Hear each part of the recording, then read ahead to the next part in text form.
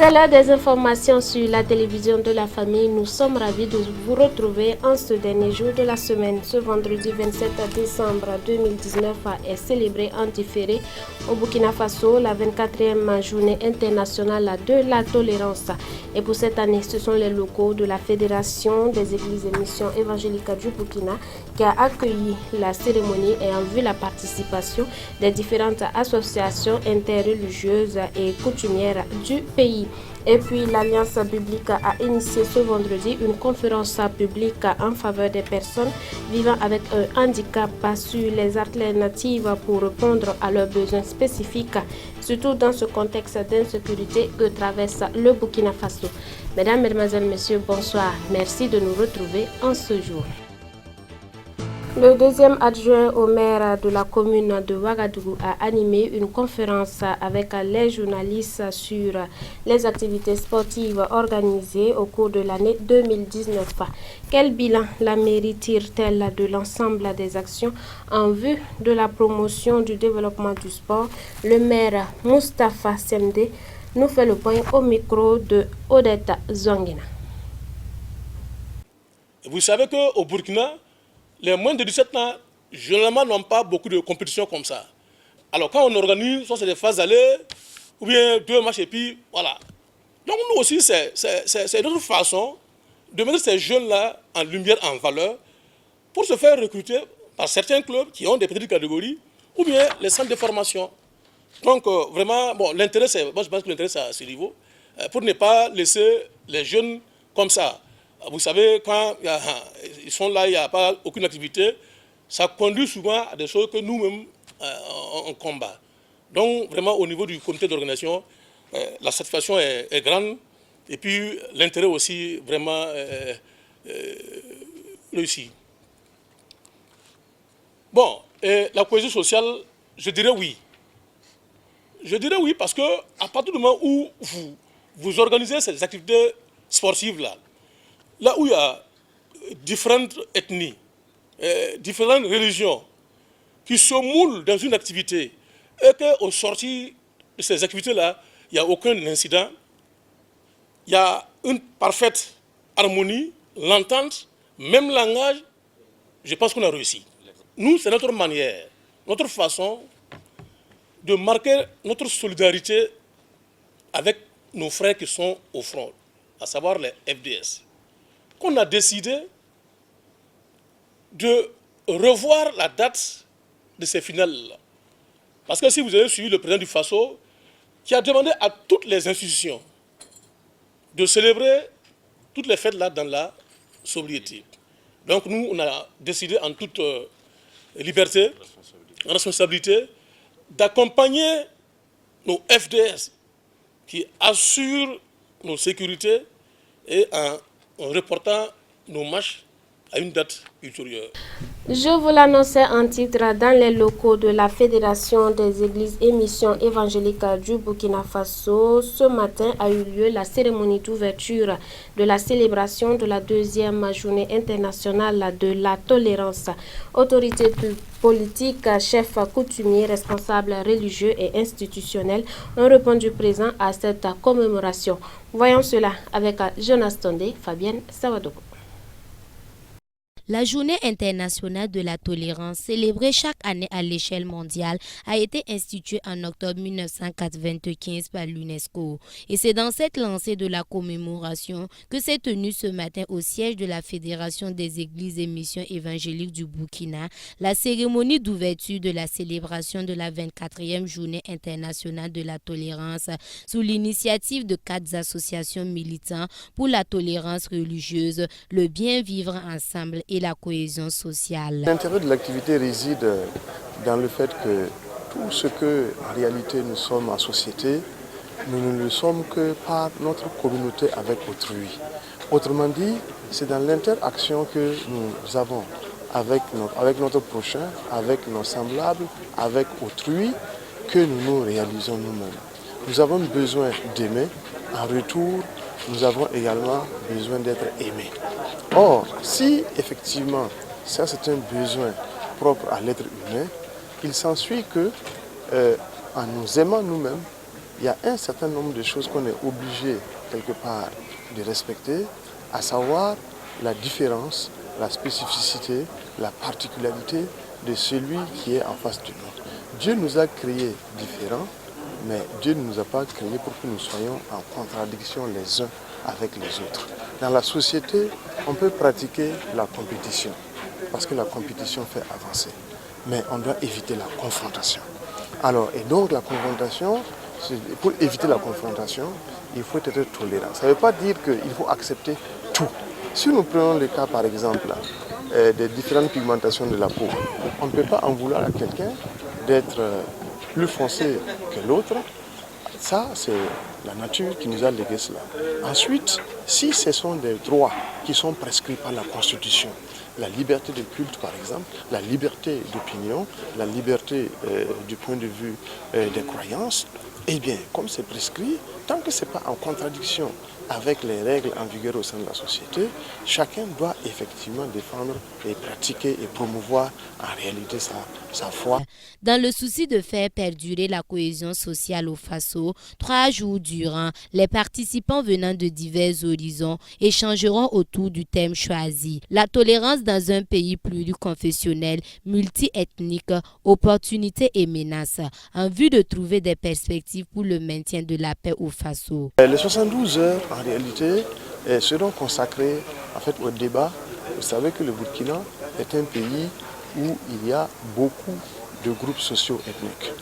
Vous savez également qu'il y a, c'est une société dans laquelle il y a beaucoup de confessions religieuses. Contrairement à ce que nous pensons, il n'y a pas que les musulmans, il n'y a pas que les chrétiens, il n'y a pas que les pratiquants de la religion traditionnelle au Burkina. Je vais vous surprendre, mais il y a des bouddhistes, il y a des Bahaïs, il y a également les Raïliens qui sont considérés comme une religion. Donc de ce point de vue-là, pendant ces 72 heures, il s'agit pour nous d'identifier les axes sur lesquels on peut discuter pour nous éclairer mutuellement, de manière à disposer de cela comme des outils que chacun va avoir en sa possession pour essayer de distiller, pour essayer de diffuser, pour essayer de propager autour en fait, de lui-même. Le représentant des associations n'a pas omis d'exprimer sa gratitude à l'endroit des partenaires techniques et financiers pour leur accompagnement dans l'élaboration de ces activités. Mise en œuvre des engagements du président du Faso dans un contexte d'insécurité, quelle alternative pour répondre aux besoins spécifiques des personnes handicapées? C'est sous ce thème que s'est tenue ce matin la conférence publique initiée par l'Alliance biblique en faveur des personnes vivant avec un handicap. Odette Zouangena nous en dit plus. Nous sommes à la maison de la Bible. À l'instar de Henri Koné, ils sont bon nombre à prendre part à la conférence publique de l'Alliance biblique. L'objet de la rencontre, qui porte assurément sur la Bible, met en relief non pas sa traduction ou son édition, mais plutôt son application. En effet, l'Alliance biblique est engagée dans les œuvres sociales, surtout celles en faveur des personnes vivant avec un handicap, toute chose qui répond aux principes bibliques. L'Alliance biblique accompagne une vingtaine d'associations dans le cadre de l'alphabétisation des personnes handicapées. Ensuite, l'Alliance biblique a mobilisé des fonds pour la construction de 5 écoles inclusives, c'est-à-dire des écoles qui reçoivent à la fois des enfants valides et des enfants handicapés, plus précisément des enfants handicapés de la vue. Ainsi, à la faveur de la célébration de la Journée internationale des personnes handicapées, célébrée chaque 3 décembre, elle a initié cette conférence au public en vue de promouvoir l'inclusion de ces personnes dites marginalisées. Nous savons tous que l'inclusion est un droit pour les personnes handicapées et tous les acteurs doivent y contribuer en vue de leur promotion. Les enjeux de la prise en compte de la dimension handicap dans les politiques et développement au Burkina Faso sont si énormes qu'ils requièrent la participation de tous. L'Alliance biblique du Burkina Faso a initié cette conférence avec pour objectif de créer un cadre d'échange avec les personnes en situation de handicap et aussi de les outiller en vue de l'amélioration de leur stratégie de plaidoyer.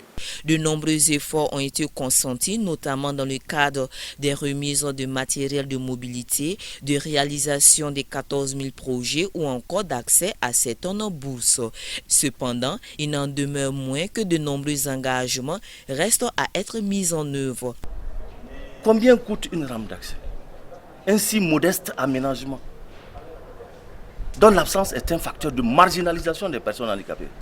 L'augmentation des microcrédits aux micro-projets au profit des personnes handicapées, qui au départ devrait toucher près de 2344 personnes handicapées en 2018, 5000 personnes handicapées en 2019.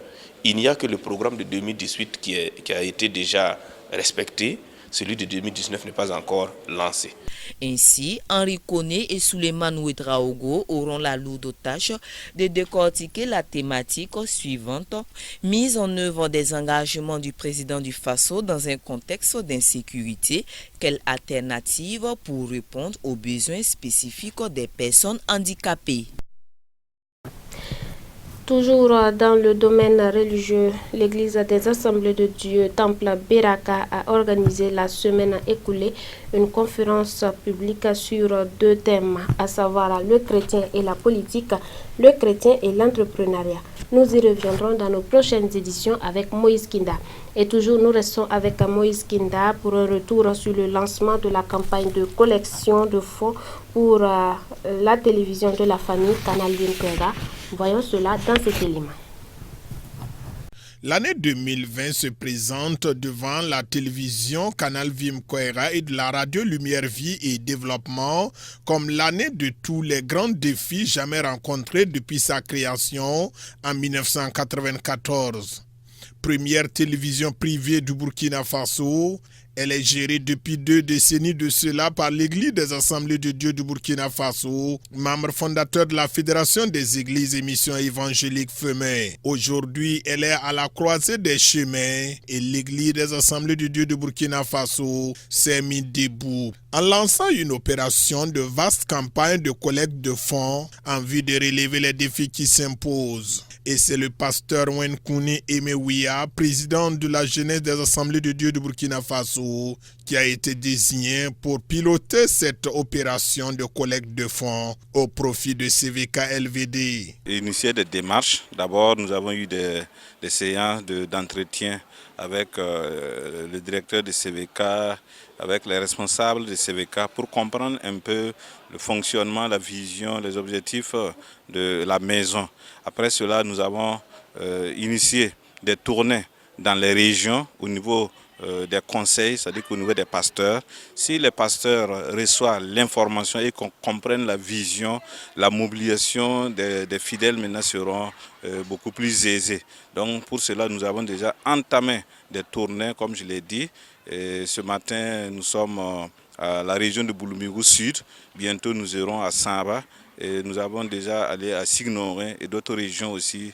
Nous serons visités par notre équipe afin de pouvoir les livrer le message de l'Église et les inviter en tout cas à mobiliser les fidèles, les pasteurs, tout le monde, en tout cas s'engager pour que nous soutenions notre télévision qui est CVK LVD. Bon, pour l'instant, selon les orientations de l'Église, ils veulent 2000 personnes. Mais nous pensons que nous pouvons aller au-delà s'il y a des bonnes volontés.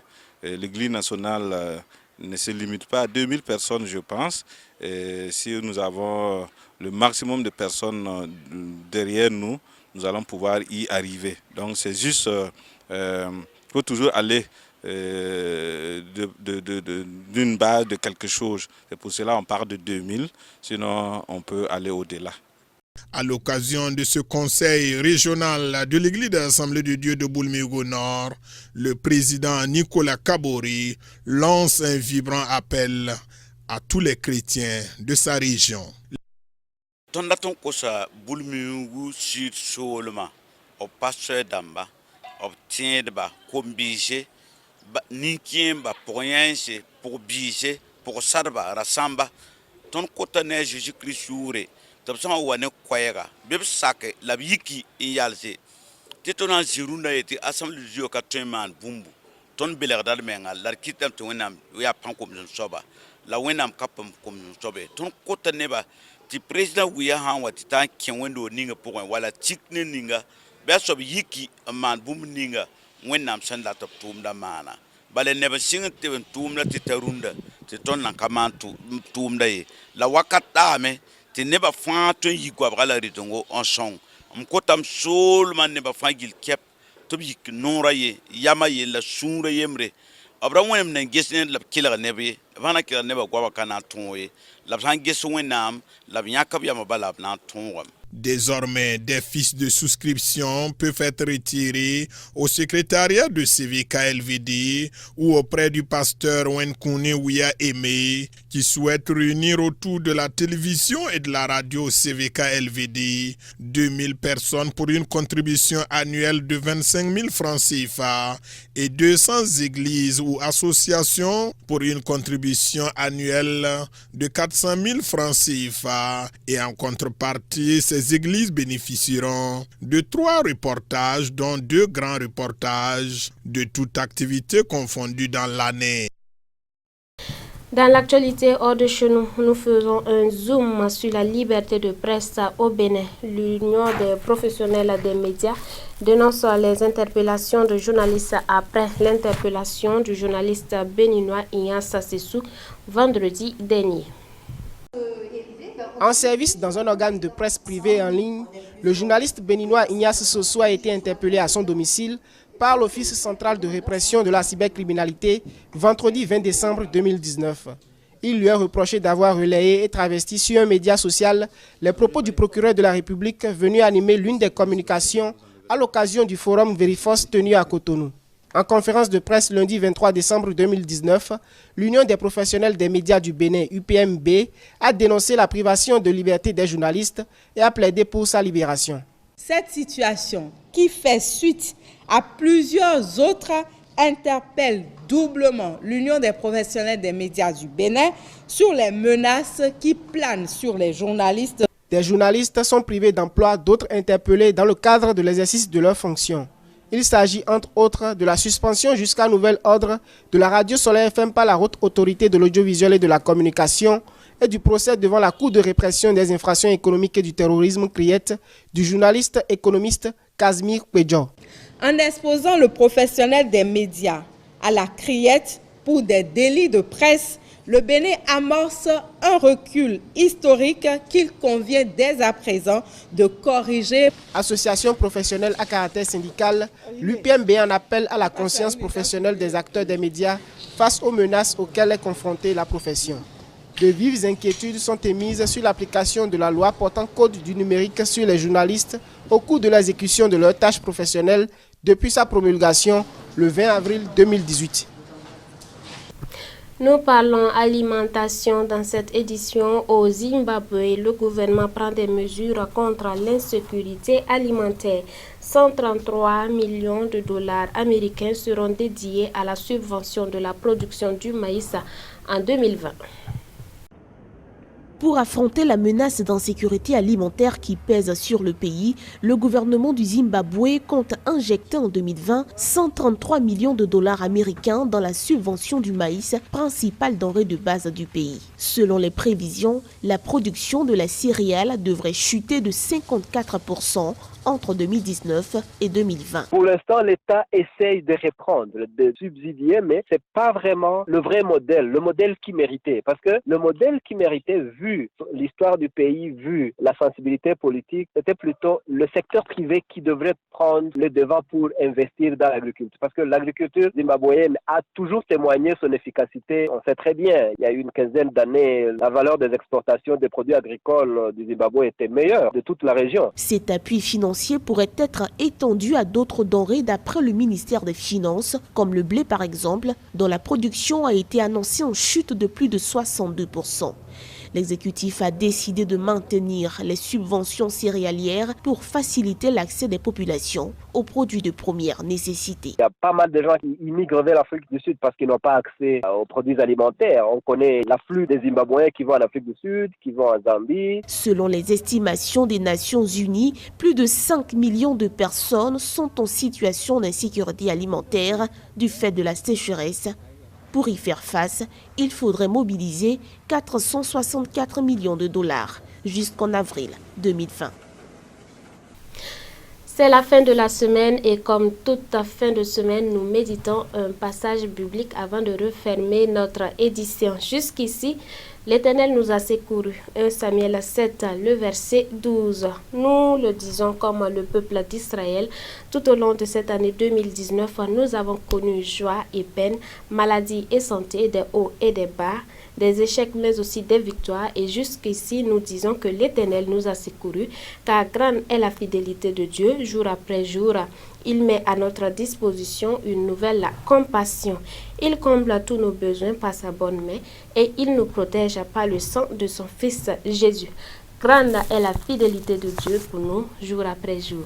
Merci de nous avoir suivis tout au long de cette année 2019. Nous avons été ravis d'être en votre compagnie. Excellente soirée sur Canal Vim Koera. Demeurez bénis en Christ Jésus. Bonsoir à tous ceux qui nous suivent depuis la ville de Fada.